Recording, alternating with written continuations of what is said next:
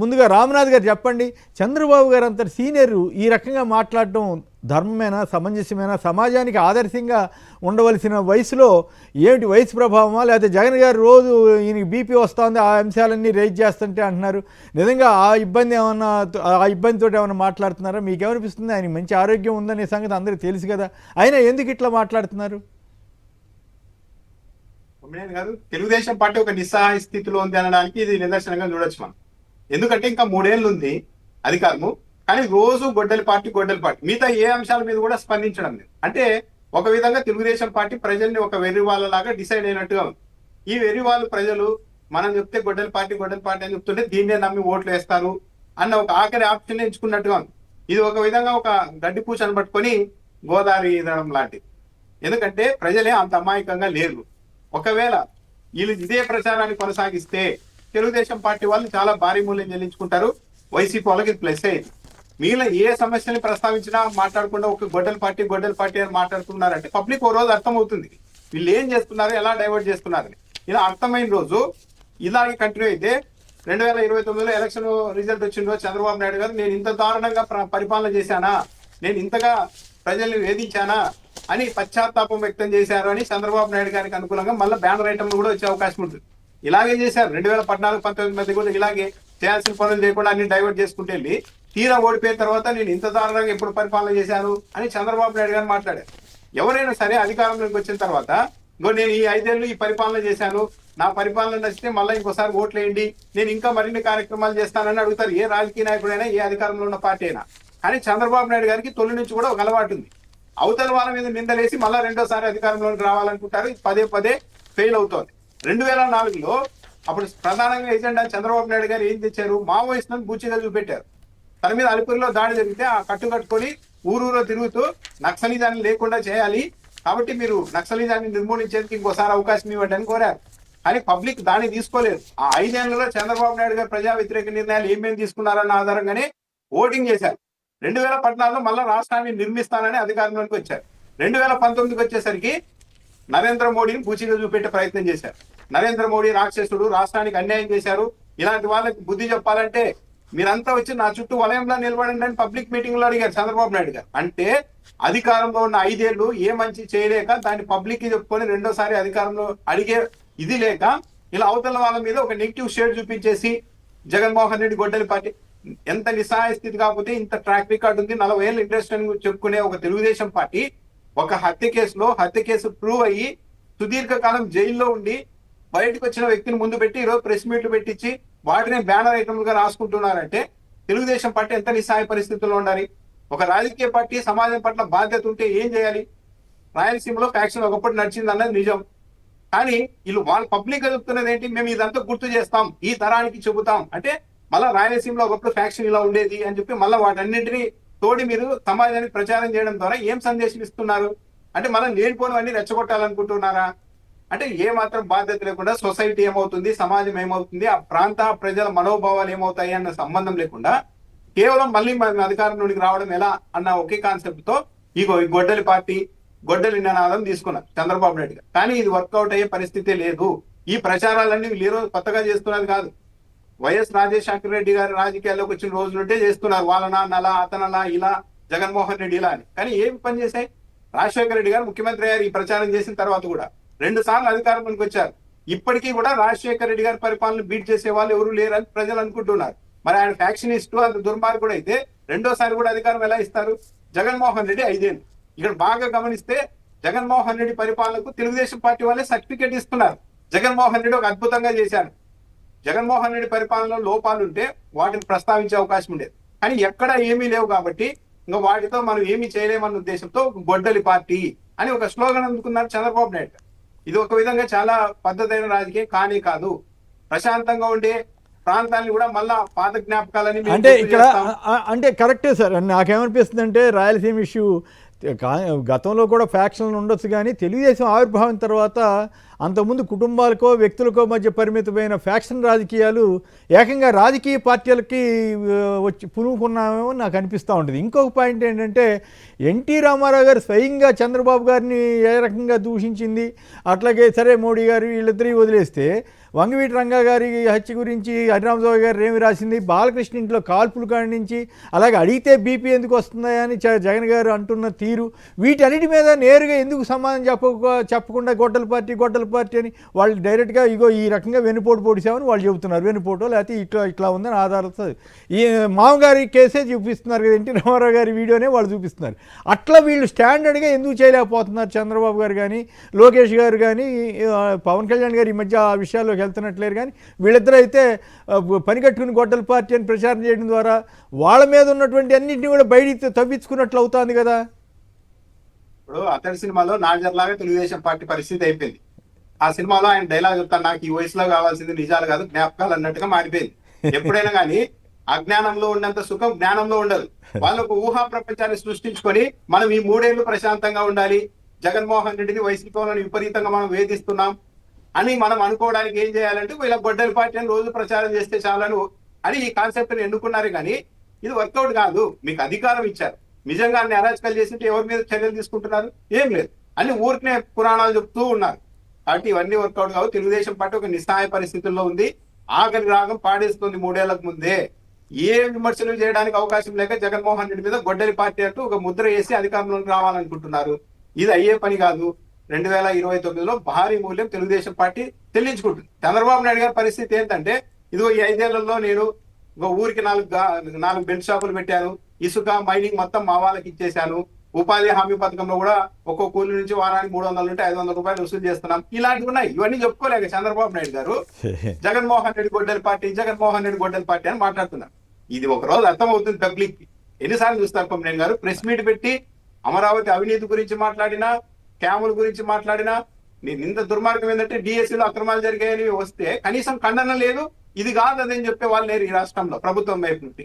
అంటే మొత్తం అన్ని వదిలేసి వాళ్ళకి కావాల్సిన ఒక ప్రచారాన్ని పట్టుకున్నారు.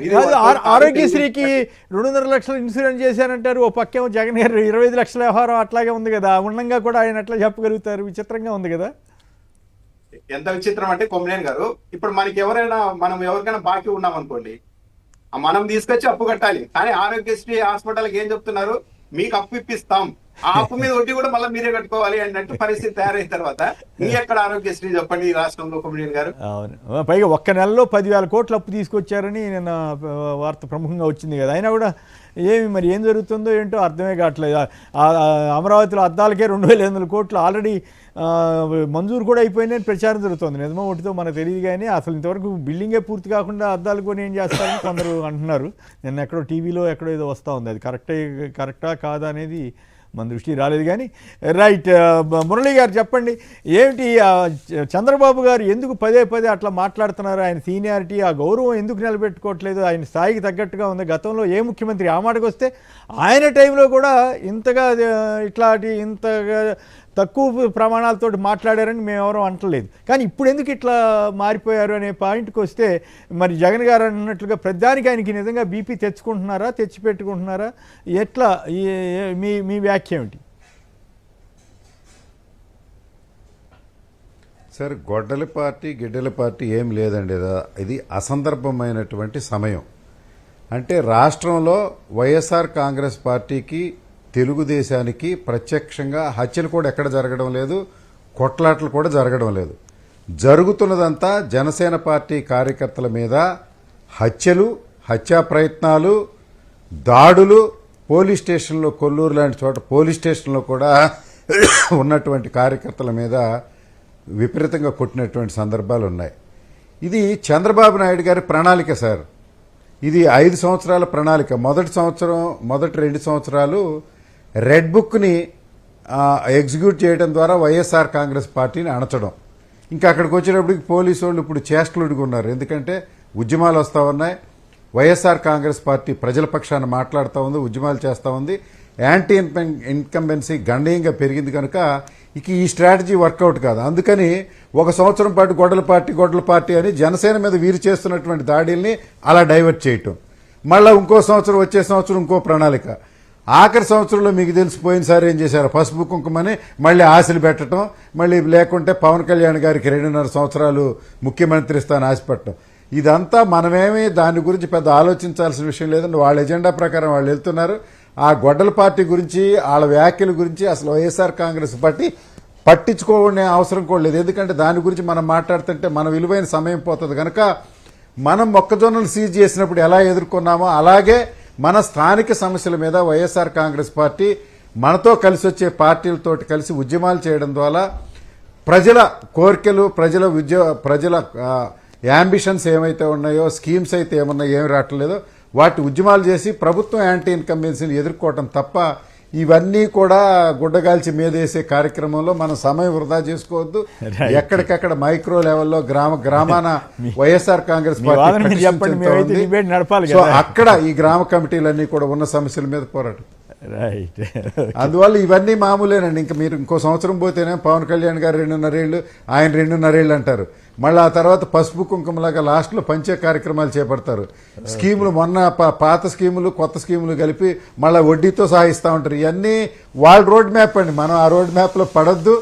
మనం ప్రజల సమస్యల పట్ల, సామాన్యుడి మీద జరుగుతున్నటువంటి దాడుల పట్ల స్పందించాలని నా అభిప్రాయం అండి. ఓకే. ఇంకొక విషయం ఏంటంటే, ఉద్యమం ముదిరితే ఏ రూపాన్ని వెళ్తుందో మీరు చూడండి. ఓకే, నేను ఒక్క నిమిషం సార్, చెప్పండి. నిన్న మొక్కజొన్నలకి ఎంఆర్ఓ రిలీజ్ ఆర్డర్లో రైతులంట ఒక 50,000 రూపాయలు డిపాజిట్ చేస్తే ఏదన్నా రీకన్సైల్ అవ్వకపోతే విడుదల చేస్తామని పెడితే రైతులు ఎవరు 50,000 కట్టమన్నారు. మీకు ఒక విచిత్రమైన విషయం మీకు తెలుసో లేదో, ఎంఆర్ఓ కట్టనంటే సాయంత్రం వరకు ఆగి రైతుల ఆఫీస్కి వెళ్ళంగానే తాళాలు ఇచ్చి పంపించాడు. ఆ 50,000 రూపాయలు మరి ఎంఆర్ఓ కట్టుకున్నాడా, ధూళిపాళ్ళ నరేంద్ర తన మనిషిని పంపించి కట్టించాడా? అంటే వాళ్ళ పరువు కోసం ఆర్డర్లో 50,000 రూపాయలు డిపాజిట్ చేస్తే రీకన్సైల్ అంటే పరిస్థితి ఏమైందంటే దిగజారిపోతా ఉన్నారు. శాసనసభ్యుడే తన మనిషిని పంపించి 50,000 రూపాయలు డిపాజిట్ చేశాడు. రాయితీలంటూ వచ్చిన వార్త మీద ఒక్కో ఉద్యోగానికి 20 కోట్ల రాయితీలు అంటూ వచ్చిన దాని మీద మీరు ఎట్లా అంటారు? దాని తోడు చంద్రబాబు గారు తమాషాగా నా మంచి కోసం, నాకు మంచికి జరగడం కోసం ప్రజలను ప్రార్థన చేయమంటారేంటి? తమాషాగా ఉంది కదా. అదే నా మంచి అంటే మీరు ప్రార్థన చేయాలని చెప్తున్నారు చంద్రబాబు నాయుడు. అన్నిటికీ మించి జనాభా పెంచండి ఎంతగా చెప్తున్నారంటే చంద్రబాబు నాయుడు గారు, మీరంతా పిల్లలు కనకపోతే నేను ఎవరి కోసం పని చేయాలి, రోబోల కోసం పని చేయాలా అంటున్నారు. మొత్తం ఈ సృష్టిని సృష్టించిన భగవంతుడు కూడా మీరంతా ఇలా ఉంటే నేనెందుకు ఈ సృష్టిని నడిపించాలని కూడా బాధపడరేమో భగవంతుడు కూడా. ఆ విధంగా మీరు చేసుకొని చంద్రబాబు నాయుడు గారు బాధపడతారు. ఇంకోటి ఏంటంటే ఆసక్తికరంగా చంద్రబాబు నాయుడు గారు పిల్లల గురించి మాట్లాడుతున్నారు, కానీ నారా లోకేష్ గారు ఎక్కడ మాట్లాడడం లేదు. ఇంకోటి ఏంటంటే ఎందుకు నారా లోకేష్ గారికి తన కుటుంబ సభ్యులకి చంద్రబాబు నాయుడు గారు ఈ స్లోగన్ చెప్పడం లేదు అంటే ఒకటే కారణం. చంద్రబాబు నాయుడు గారు చెప్తున్నది మీరంతా పిల్లల్ని కానీ వాళ్ళని పెద్ద పెద్ద గొప్ప వాళ్ళని చేయండి అని కాదు చెప్తున్నది. కూలి పని చేయడానికి ఫ్యూచర్ లో కూలీలు ఉండరు కాబట్టి మీరంతా పిల్లల్ని కనండి అని చెప్తున్నారు. చంద్రబాబు నాయుడు గారి కుటుంబ సభ్యులు ఇంకో 4 కన్నా కూడా వాళ్ళంతా పని చేయరు. మళ్ళీ వాళ్ళకి పని చేయడానికి చుట్టూ ఇంకో 10 మంది కావాల్సి ఉంటుంది. కాబట్టి జనాభా పెంచాల్సింది మాలాంటి పెద్దవాళ్ళు కాదు, మీలాంటి చిన్న చిన్న వాళ్ళంతా జనాభా పెంచితే కూలి పనులు చేయడానికి పనికి వస్తారని ఇండైరెక్ట్ గా చంద్రబాబు నాయుడు గారు చెప్తున్నారు. ఈ మే 7వ తేదీన పెట్టుబడుల ప్రోత్సాహక బోర్డులో 1,08,000 కోట్ల రూపాయలు పెట్టుబడి రిలయన్స్ వాళ్ళు పెడుతున్నారు డేటా సెంటర్ మీద అని చెప్పారు. 1000 ఉద్యోగాల స్థాయిని చెప్పారు. ఆ రోజు 1000 ఉద్యోగాలు 50,000 కోట్ల రూపాయలు ఎదురు రాయితీలు ఇస్తున్నారు. అంటే ఈ లెక్కను చూస్తే ఒక్క ఉద్యోగానికి 20 కోట్లు కాదు, ఇంకా ఎక్కువ అవుతుంది. దాని మీద శర్మ గారు లేఖ కూడా రాశారు. కానీ ఎక్కడ కూడా పైగా ఏంటంటే డేటా సెంటర్లు పెడుతున్నారు, బాగుంది. దానివల్ల ఉద్యోగాలు రావడం జగమెరిగిన సత్యం. చాలా ఇబ్బందులు కూడా ఉంటాయి. సరే పెడుతున్నారు, బాగానే ఉంది. కనీసం ఉద్యోగాలు అడగచ్చు కదా. అక్కడ అది కాకుండా ఒక ఐటీ పార్క్ లాంటిది ఏర్పాటు చేయండి అని అడగచ్చు కదా. గతంలో జగన్మోహన్ రెడ్డి ఇదొక యాంగిల్ అయితే అమెరికాలో జరుగుతున్న చర్చ ఒక వాటర్ ఎట్లా పొల్యూట్ అవుతుందనే వచ్చిన వీడియో చూస్తే భయం వేస్తుంది. మరి వాళ్ళు ఇంకా మంది డెవలప్డ్ స్టేట్ కాదు కంట్రీ కాదు కాబట్టి వాళ్ళు వచ్చి మన మీద పడుతున్నారా లేదా దానికి తగ్గట్టుగా పర్యావరణ ప్రాబ్లమ్స్ రాకుండా చూసి చేస్తే మంచిదే. కానీ అది అమెరికాలో అనుభవం చూస్తూ ఉంటే అక్కడ సెనేటర్స్ చెప్తున్నాయి చూస్తే కొంచెం భయం వేస్తూ ఉంది.